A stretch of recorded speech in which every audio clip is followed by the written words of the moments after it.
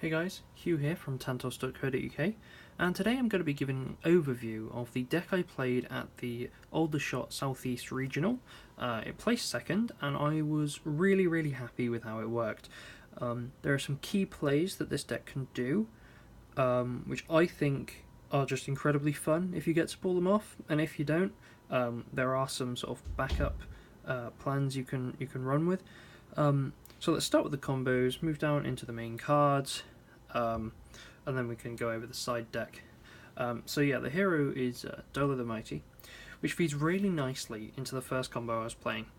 This is potentially the combo that I think was probably the best. Obviously Wrath of the Mountain is really good, but I think Rockhide Revenge actually probably helped me out more, but not in its straight damage. So what I would do is I would try and make sure that I had a Magma Spitter in hand, as well as the cost to play Rockhide Revenge. So I play it down.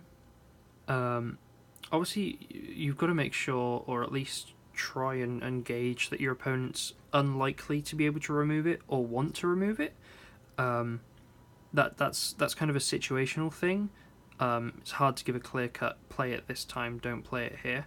But yeah, so I play down the Rockhide Revenge, and then the following turn, I would Dolo.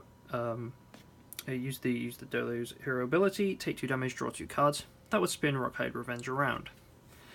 Now, if depending on whether my opponent had damaged me in that turn, if they'd spun it themselves once or twice, I wouldn't necessarily Dolo. But assuming that they're not, because it hits 8 damage on the final corner, right? It's let's see if we can take it out here. It's 3 damage, 3 reduction, 3 reduction, 3 reduction, 8 damage. So it's like a mountain fort with a bit of a prism cannon at the end. So you play it down. Your opponent's probably going to be trying to do something else because they're afraid of this. You Dolo. It spins it round. You do something else. You put up some protection or whatever else you want. Maybe even a Ritual Site. And then you pass turn. And then, now I said, you've got this Magma Spitter in hand. They're feeling pretty safe now. The turn it comes back to you. You Dolo. So you've played your Ritual Site there from the last turn. You, crucially, the Ritual Site is to the right of this, so it doesn't act first. So you Dolo, this absorbs it. Then you play your Magma Spitter, which deals 6 damage, plus 3 from the Ritual Site. So the Magma Spitter is dealing 9 damage, and it's rotating this, which is then triggering 8 damage, plus the 3. So you're getting 11 damage off that. That is a good use of this combo. That is a brilliant play. Not impossible to set up, not impossible to pull off. Really good card for that play. And then yeah, so you do that spins around, your Magma Spitter goes in, and you've just absolutely destroyed that turn. So the second combo I'm running is Stream of Tantos. Pretty much a staple, a card for this deck. It's got a good amount of swing. It's 13 swing, which is really strong. So it's actually more swing than like Wrath of the Mountain, and it's a 3 cost. Good when you need healing, good when you need damage. Very versatile card. Would recommend it. And obviously, Stream of Tantos, right? Tantos. So Rock Melter's a good combo. I was a bit dubious at first, but after using it in the deck, I appreciate why it's there, and what it's good for. So it's a 2-cost combo, which is really nice.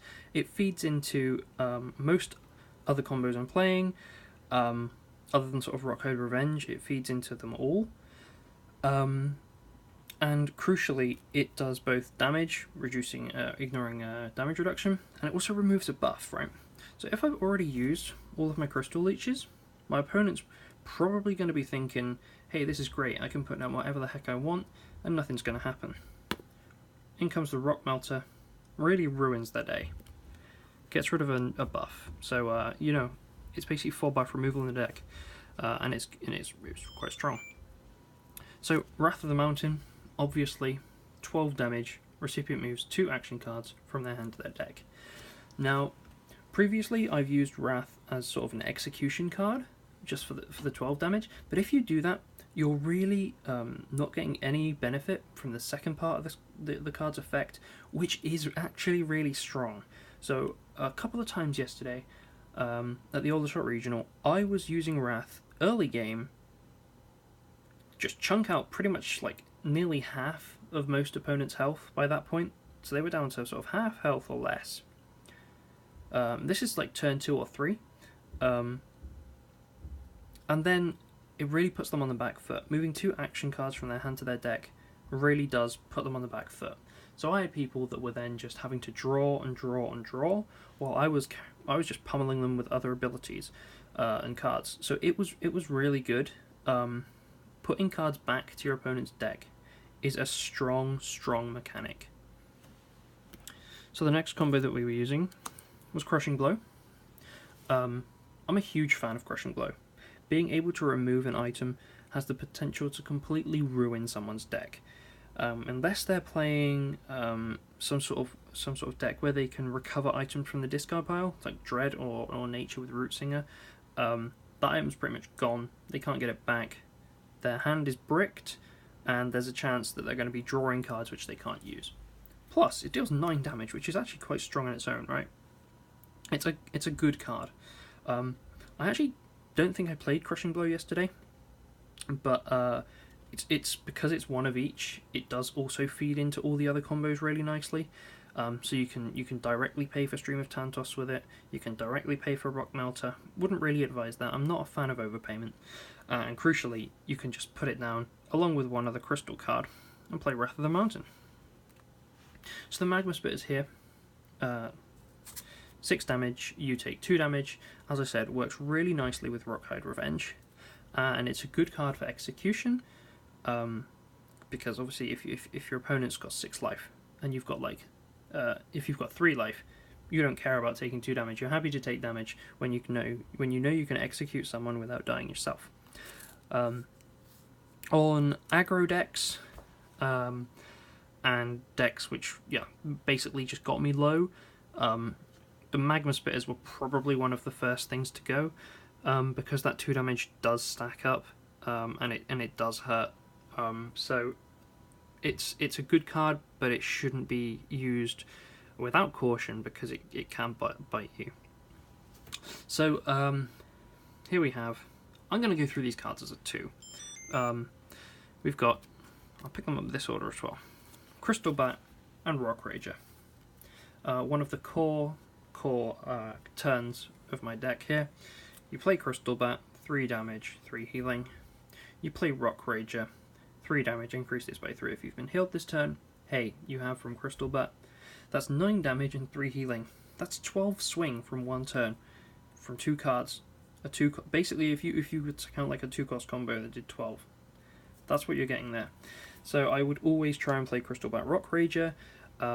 Some of the time when I was on the back foot, I would have to play the Crystal Bat just for the healing. It's not great to use on its own. I mean, it's true, it's still a 6 swing card, it's good. But if you've got the Rock Ragers in there, every time you use a Crystal Bat without a Rock Rager, you're leaving one of those, making it harder to get the full utility out of it. Unless we're using Dynamo, which we'll get to later. Staple for the deck, really, is your Boulder Feast, 6 healing. Not really a lot you need to say about that. 6 healing is good, and especially if you're using the Magma Spitters and you're doloing, you do need the healing. It is essential. Lots of people they'll be able to get you down low, and then I just keep a Boulder Feast in hand when I can. They'll get you down to low. They'll use most of what they've got to do that. You just Boulder Feast, and then they just lose motivation, and their plans don't work out as they thought they would anymore. Moving on to Draga Scorcher. This is a good card. This is a very, very good card. So it's just rotational, 6 on the next turn. What I really like doing, play Draga Scorcher and a Ritual Site in the same turn. They both rotate in. That's going to be 9 damage, plus then if you were to then follow that up the next turn with a Crystal Bat Rock Rager, you're doing a lot. Or alternatively, you could use a Magma Spitter here, because this would be absorbing the 3, so you'd be doing 9 plus absorption. So you could do sort of 9 damage with this, another 9 with a Magma Spitter, and then Dolo for 2 free cards. Just incredible. Really, really good synergy with these cards here. And obviously your opponent only has 1 turn to deal with that. If they can't deal with it the turn you play it, that's hitting them. And like, to be fair, if they do remove these 2 buffs, it's not the end of the world. This deck doesn't really rely on the buffs proccing, getting off to actually win. Most of your win comes from your Rock Rages, Crystal Bats, Flame Bats, and your ability to heal yourself up and play the combos.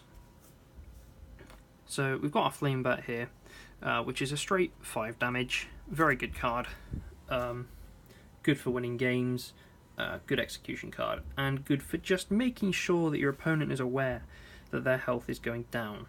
I think quite a lot of this is, quite a lot of the times I play Flame Bat would be for a psychological reason. Some of the time I'm having to just take a few turns to set things up, and my opponent won't be taking much damage. I don't want them to feel safe. I don't want them to feel comfortable. I want them to be playing defensively, because I'm confident I can burn through their defenses, but if they're equally as aggressive as me, I might struggle. So I'll just play a Flame Bat down to just make them think, okay, there isn't a pause in the damage is still coming, I need to play defensively. And be on the back foot. Geode Hatchling here. It is a card that I side out if I need to, but it is very good. It can be anything I want it to, right? It can give me another Draga Scorcher if it gets removed. It can give me another Ritual Site if it gets removed. Another Mountain Fort, another Rickety Mine. So it can be damage, it can be damaging increase, or it can be healing or damage reduction. It can pretty much be anything. And it's really good. If someone's just removed a buff and you Geode Hatchling it back in, I don't know, people just don't seem to like to remove it again. They're like, okay, that would just, it feels like a waste to just use 2 buff removal on 1 card, even though it's got the same impact the first time and the second time, right? So, Colossi Ritual Site. I think we've gone through a lot of the good reasons to play this. You stack it up with the Draga Scorcher and the Magma Spitters. You stack it up with the Rockhide Revenge. And it is good because it's crystal. There aren't a load of crystal cards in my deck. Having said that, there are quite a few actually. Got a good balance. I quite often use a Ritual Site to pay for a combo, especially when I'm playing someone like a Dread deck that's got the Shadow Puppet to remove 2 buffs, or Storm with the Thunder Slug. People that have powerful buff removal don't seem to let Ritual Site get off, so I'd rather use it for paying for a combo than just feed it into the buff removal machine. Don't really need to say much about this card. Crystal Leech, Mountains buff removal, you need 3 of them. They're a burn card, they remove 2 buffs. It doesn't get much better than that. You need 3 buff removal. Here we've got Mountain Fort. Again, a brilliant card. It's 1 card and it basically saves you 10 points of life. 3, 3, 6, 2, 2, 4. That's insane. If you can get a Mountain Fort together the whole way around, 1 card for 10 utility is really good. I tend to, if I open my hand with a Mountain Fort in it, what I'll do is I will Dolo to reduce my health to 29, and then I will play the Mountain Fort. Mountain Fort starts with 3 and 3. It's okay to Dolo on one of the corners with a 3, but if you can avoid it, do, because you know your opponent's probably going to be hitting you for more than 3, or you know, 3 or more. There aren't many cards which deal like 1 or 2 damage, so Dolo, then play the Mountain Fort, and then obviously if you need to Dolo the next turn, that's fine, but you're getting more utility out of the card by doing that. Secondly, Rickety Mine. So this is, they're both Earth cards. They've got similar utility. And they're not actually that similar. I don't know why I consider them similar. I guess I put them in the category of like support cards rather than cards which actually I would use to progress the game. But Rickety Mine, once again, works really nicely with Rock Rager. It ticks in. You've been healed this turn. You can Rock Rager for 6. Also good if you know you want to Dolo. Puts you up, puts you down. And it's good. And then obviously this 4 damage at the end. Not to be forgotten, if you play a Ritual Site on this turn, and that's also going to be a lot of damage that you can do with the following turn, with a Crystal Bat Rock Rager combo or something like that. Really, really good. I'm a big fan, that's why I run 3 of them. Now here we have the Flynamo, right? It's an item. I'm not running any Blacksmiths in the deck. It's only 1 item. Nothing else requires the Flynamo. It's here purely for its ability. So usefully, Flynamo gives you 1 healing if you have less than 20 health. That's good. Maybe in a game you'll get maybe 4 or so healing out of it, which is good, right? It's good, and your opponent knows that they have to keep working, or else you're just gonna recover up. The crucial thing about this card is that it lets you gain 1 additional action without any stat restrictions. So Dolo has inferior fire and earth and superior crystal. Flynamo, superior, superior, superior, right? It doesn't matter. You can play a Flame Bat. You can Flynamo, gain 1 additional action without any stat restrictions, then you can Magnum Splitter. You can play multiple fires and multiple earths in 1 turn. That's what makes Flynamo a great card to put in your deck. Obviously it's a toy exclusive card, so it's not the cheapest to get, but it is a very good card, and I would probably run it in quite a lot of decks. Moving on to the sideboard now. Got 3 Krubal Monks. It has a lot of potential to shut down ability-based heroes. So if someone is trying to use Cassini's ability a lot, it will shut them down. Someone, especially Sicario, right? You play 3 Krubal, you side in 3 Krubal Monks into a game against Sicario, and that is really putting them on the back foot. That's how I won my first game at the regional yesterday. The guy just couldn't do anything that he needed to because the monks just kept coming out and shutting him down. Unfortunately, in the final, Edward did manage to work around the monks. I didn't draw them really when I needed them, and I didn't draw any leeches, so he had a full board of the buffs. I just couldn't really do anything about that. So one of the cards that I put in when I take out the Magma Spitter is this Umbron Thief.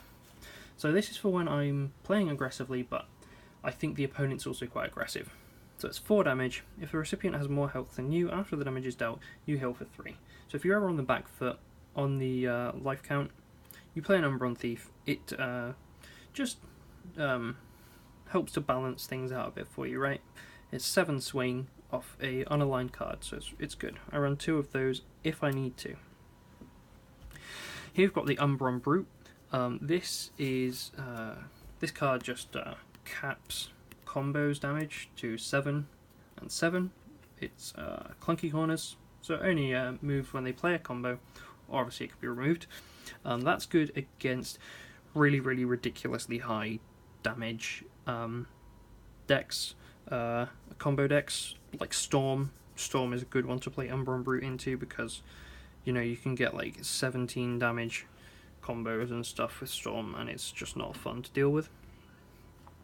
Colossi Artifact, similar to Umbron Brute in that it caps damage at 4, but this time it's not from combos, it's from action cards.